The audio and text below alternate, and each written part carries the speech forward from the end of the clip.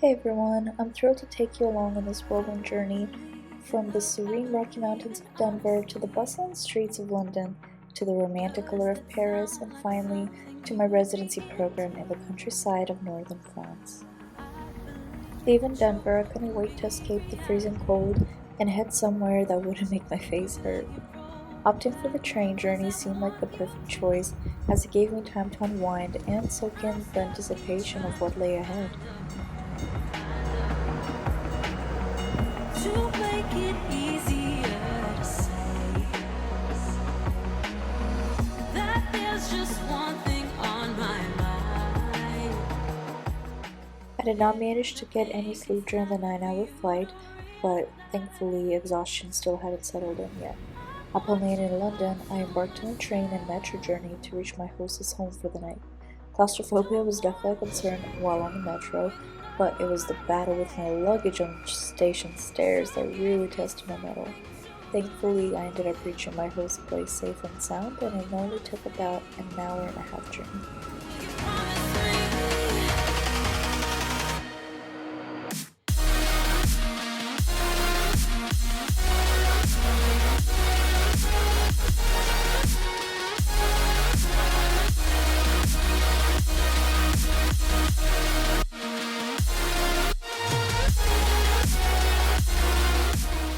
After a restful nap, I accompanied my host to the hospital. She needed a translator, and I volunteered my services. We managed to sneak in a few quick glimpses of the city on our way there. There's still so much that I want to explore in London, but that will have to wait for my next visit. The next day, I found myself back at the train station, this time heading back to the chaotic labyrinth of London Heathrow Airport.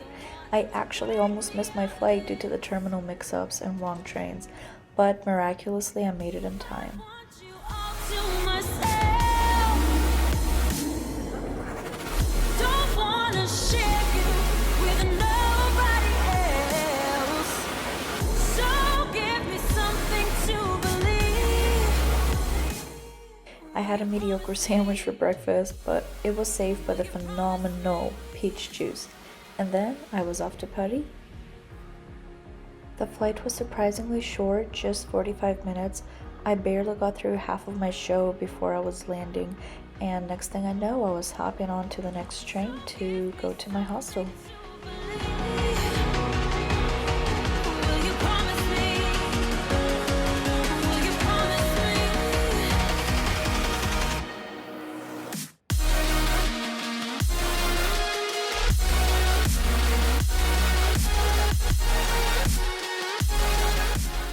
Without wasting any time, I went to go explore the city. I quickly made friends with a local who accompanied me to go see the Eiffel Tower.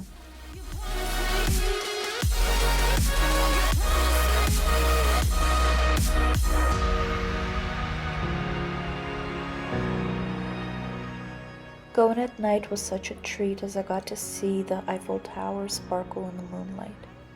Afterwards, I ended up having dinner at a nearby restaurant not far from the area, and I ended up chatting with my sister and best friend. It was the perfect ending to such a spectacular night.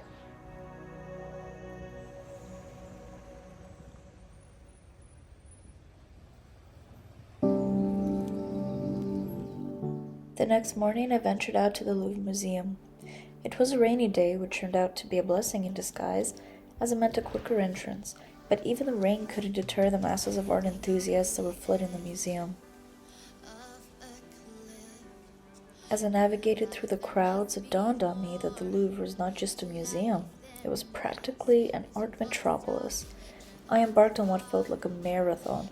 I spent about 3 hours going through all of the exhibits, and I still only saw about 80% of them. Tonight, I run away.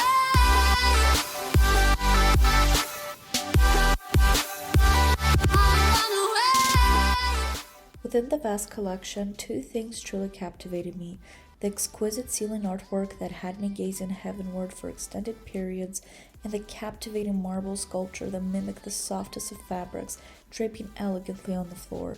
It was a mind blowing moment that made me appreciate artistry on a whole new level. Find out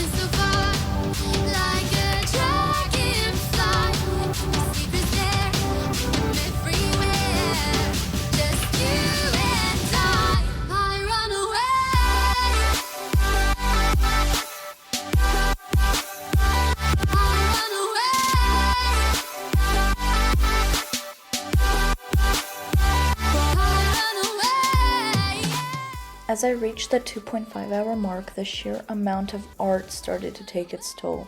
Exhaustion crept in, and I began to feel a bit art sick. In a desperate bid for fresh air, I found myself speed walking through the museum's labyrinth corridors. At that point, the exit signs became my unsung heroes of the entire exhibition. And let me tell you, sortie, which means exit in French, became not just a word but my saving grace and newfound favorite French term. Trust me, when you're navigating the artistic maze of the Louvre, every sortie sign felt like a lifeline. That same evening, I met up with a friend from Colorado and tried snails for the first time.